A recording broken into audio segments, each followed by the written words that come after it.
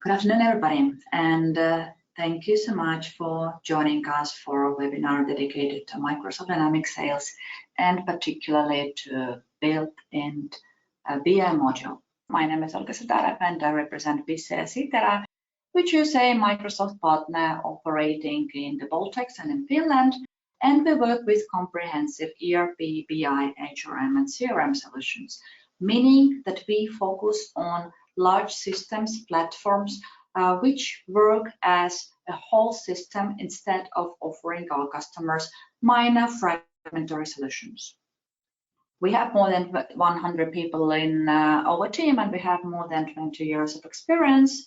And here you can see main products that we offer to our customers.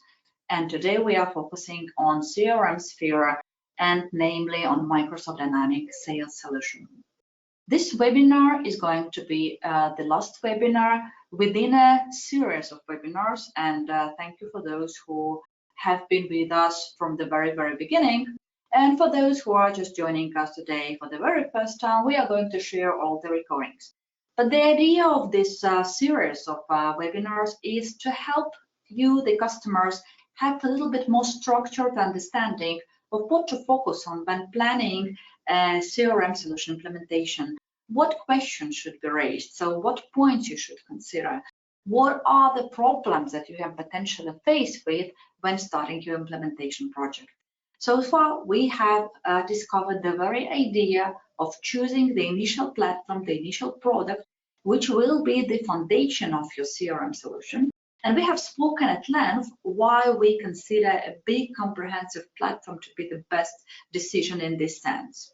We have demonstrated some of the functionalities, and we have spoken about the IT management approaches. So what are the things that you as a customer should know about project management and about potential risks that you have there?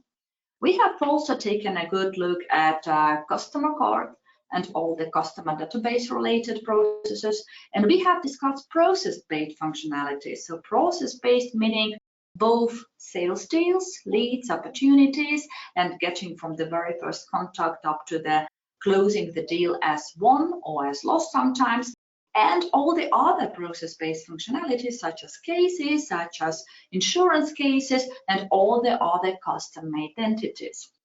Last time we were talking about integrations, and today's topic is all about BI module. So why are we talking about BI module, and what is the purpose for this webinar? So as I have mentioned many times before, Microsoft Dynamics Sales is not a solution with a very clear-cut functionalities where you can take a list, take a look at the list and whether take it or just leave it. And this is not something that you need to see per standard functionality and try to understand whether it is going to work for you. Microsoft Dynamics Sales is a very flexible solution which does provide a very wide range of options, and it can be adjusted for the needs of customer needs. So that stands for BI module as well. So BI module does not include only a set of ready dashboards or a set of ready graphs. It can be adjusted, it can be modified. So today we are going to talk about the options available, and we are going to talk about the points that you should keep in mind when planning a BI module in that Microsoft Dynamics Sales. So the goal would be to understand prerequisites for building a comprehensive BI solution and to talk about the components that you can use to build up your solution. And then we will consider a few BI dashboards, sample dashboards that will give you a hint of what you might want and how you might plan your project if you are planning to implement a CRM solution. So first things first, prerequisites. Before you start thinking on displaying the data and understanding what kind of dashboards you potentially want to have, you really should make sure that you have all the data needed. And not only do you have the architecture of the solution, which does include the data that you're going to rely on while building up your analysis, but you have the process in place and this data will be inserted regularly by the users when they're doing their day-to-day activities. What do I mean? For those who have been with us for quite some series, you know that we like to work with so-called wireframes, meaning we do use the schemes of the entities, the scheme of the solutions, and we use them to draw, to design, to plan, and the customer can let us have a very good overview of their idea. So this is what we do. So in BI part, what we do, we get very messy with those solutions. So let's say we do have a very schematic idea of what an account card is going to be. So we have discussed all the blocks, all the modules, and let's say that the customer is fine with that. So we know what we are developing and how we are setting it up. So what kind of data blocks we are going to have them. At this point, we usually do not plan the solution per field. So we are not really going into actual field. But when we move on with analysis part, what we do want to take a look at is the same wireframe, the same entity, but now we need to think, okay, so what kind of data are we going to analyze? And what are we going to rely on? So for example, when we took at the same simple card, so are we going to have categorization? So is it important for us to know how many accounts, how many customers do we have from a particular sphere? So are we going to label them by the product they're potentially interested in? Is this the analysis I'm interested in? Or maybe we're using color identification. Or maybe as a manager, I would like to have a very good overview of portfolios that my salespeople have. And I want to have a very good list and a very good chart of all the customers belonging to a particular salesperson. So we literally need to highlight every piece of data that we are wanting to include into our further analysis. And the good news is that whatever data you have in Microsoft Dynamics Sales, it can be used in analysis. So you only need to consider it an attribute. The same thing with the list that we have spoken before. So the way when you can filter and categorize the lists that you have within the solution, they can be future later on used as a component for your BI dashboards, and I will demonstrate that in a minute. The same thing for opportunity. So let's say that you have your initial opportunity card, which stands for sales process. So you know the main stages, the main steps. So you know the main data blocks. And now you start thinking, okay, what are the data pieces that I'm going to rely on when analyzing that? Maybe what I want to know is expected revenue of a particular project.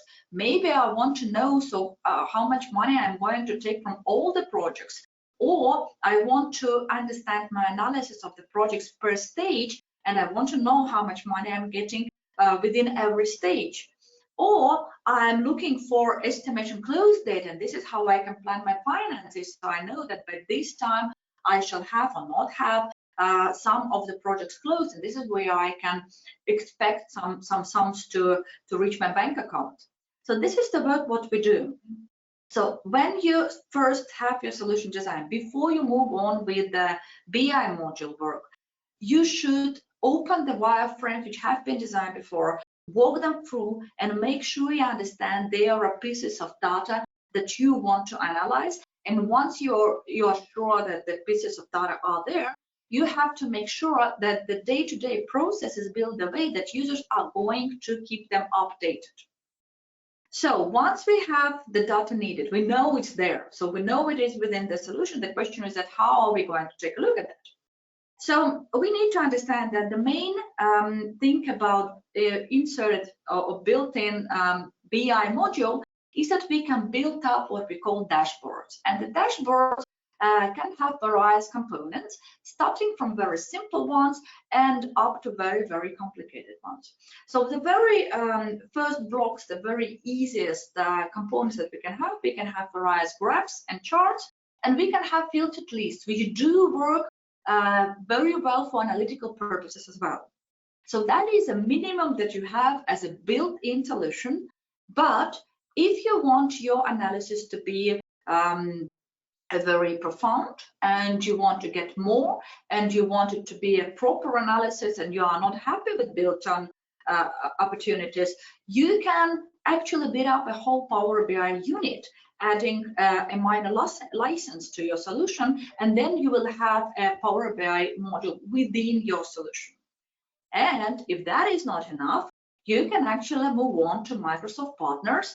And Microsoft partners by today have provided a lot of ready add-ons which suggest lots of dashboards templates. So in a minute I will show you what we do. So basically, once you have walked through your main entities, and at this point you are sure you have all the data needed, the question is that how we are going to present it in our solution.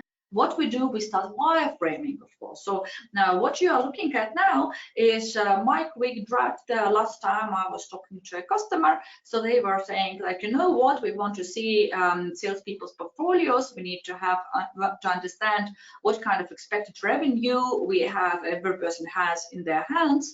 And then we want to have expected revenue per period, and we want to know whether some periods we are actually overwhelmed with the work, and sometimes we are not having any projects whatsoever.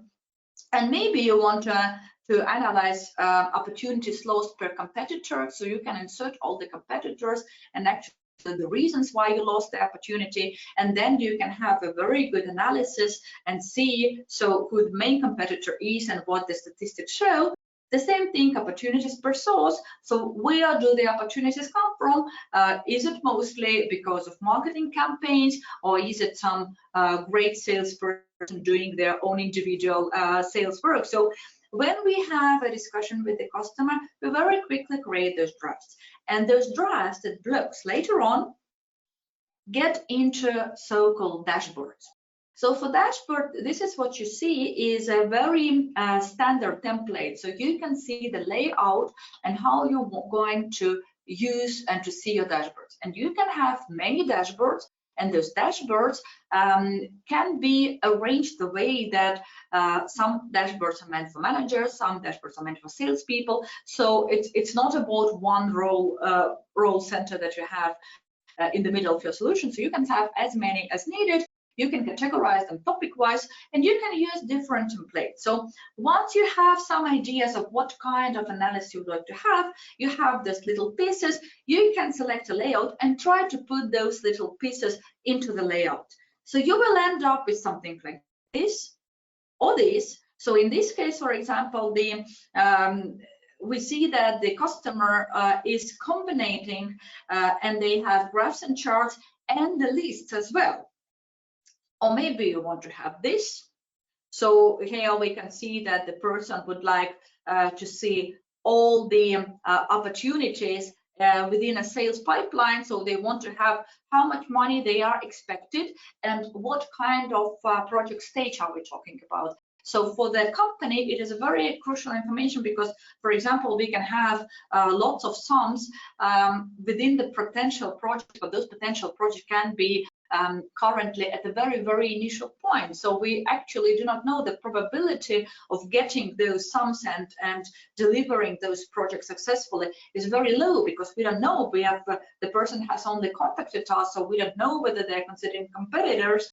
But on the other hand, we have other sums, and we know that those are within projects at very late stages. So we know that probably they have already proposed the first offer, and then we have another offer, and now we are in the process of negotiation. It looks like we are heading the way where the customer is going to say yes, and this is how we can consider those sums more probable. So this is how we can combine those different pieces, and we can also combine them with lists. So in this case, for example, a salesperson is probably trying to deal with their open opportunities and open lists. So they want to have a list of work to be done within a particular period. If that is not enough and you are not happy with standard what you can get within a sales professional license, and you want to have actual Power BI functionalities, the one that you can use if you consider Power BI as a separate analytic tool, then you don't need to consider it a separate analytic tool. So you can use Power BI license, add it to Microsoft Dynamics Sales, and then you will have more sophisticated blocks and more sophisticated dashboards. So you will be able to have better designs, more precise analysis, and you can plan your dashboards the way it will actually serve you and your company's needs. So here we have different examples. They are mostly taken from Microsoft's own documents. So those are pretty much standard. We are not even talking about add-ons at this point. So you can move on, and the amount of those dashboards and the components is never ending. So you need to have those pieces, and you need to put together those dashboards and try to categorize them to make them work, because they can be so different and there can be many of them. So, and you can see different examples. You can see here, for example, the customers, they're using the accounts and they would like to analyze data per account, or cases by priority, or they can analyze revenue, they can analyze the period, they can analyze ICNE, and they can combine that with list of both activities, leads, opportunities, cases, tasks. So maybe as a salesperson, I would like to have a list of my tasks here. So we will get to that point a little bit later. But if you're still not happy and you feel that you have to have it a very, very sophisticated way, then the whole app source is open for you. There are numerous Microsoft partners, including us, working very hard, not only on implementing initial sales solution, but also to working on and providing more and more sophisticated dashboards. So there are lots of templates which can serve you, and which still is not a real integration with a third-party solution. You are still working within the same integrated solution on your comprehensive platform.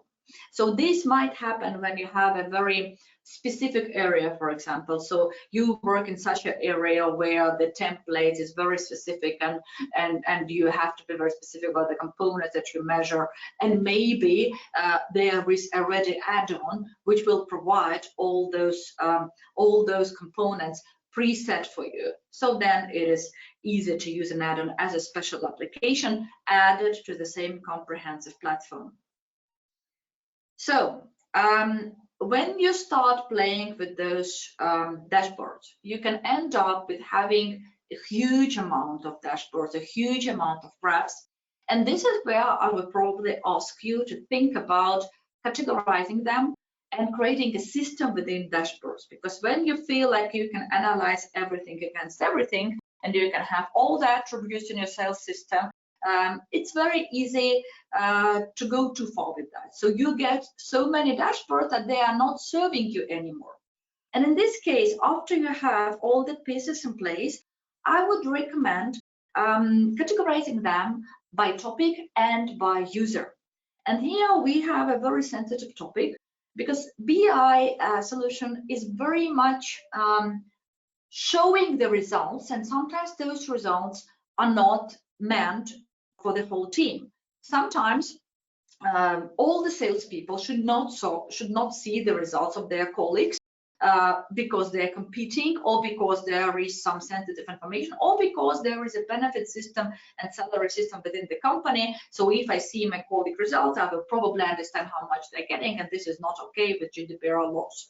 So sometimes you have to start thinking, that's great that I have so much information here in my solution, but I am not happy with sharing that. So in this case, what we should consider, in addition to topic-wise selection, we should consider permission sets. It's very easy in Microsoft Dynamics Sales to restrict access to dashboards.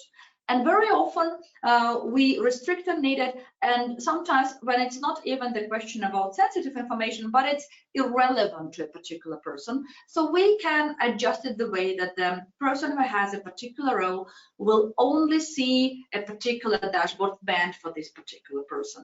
So in Dynamics Sales, it can be set up very easily. And one thing that I want you to consider once you are starting to categorize your multiple components and your minor pieces of data is distinguishing per ICNE, per role, per topic, and per activity. So whether we are using a BI module for presenting results, Or we can use BI model as a role center for salespeople to arrange their daily activities. So this is one thing that most people do not consider BI module to be meant for. So in Dynamics, so this is easily a thing that we can do. So for example, this is a very simple dashboard when a salesperson would really want to have a list of their activities that waiting for them to be accomplished. So this is the way that we can balance their to-do list and have a good overview of the task. Another thing a salesperson would probably want to have is their own performance dashboard. So as a salesperson, if I know that my salary probably depends on the amount of money I'm bringing with the new opportunities, or the amount of opportunities I do close as one, I really want to see how I'm doing this month. So this would be a good idea to create for salespeople as well, who are not probably interested or who are not allowed to see all the company's results, but we can create those dashboards to serve a particular salesperson's need. So I hope I have provided some ideas about Microsoft Dynamics Sales built-in BI module. So if you want to move on with that and to implement the solution for your organization, or you're not sure whether you want to implement the solution in your organization, but you are still curious and you would like some additional information, please feel free to contact us. We will help with that, and we will help you playing with those components and arranging those wireframes and designs. So what is going to happen next once we finish today's webinar? So first of all, we will send everybody follow-up email with the links to all the recordings. Secondly, you're most welcome to join other coming webinars, because we are going to have more webinars on different products. And I can see that we got people both from Finland and the Baltics, so you can check both Estonian and English language webinars.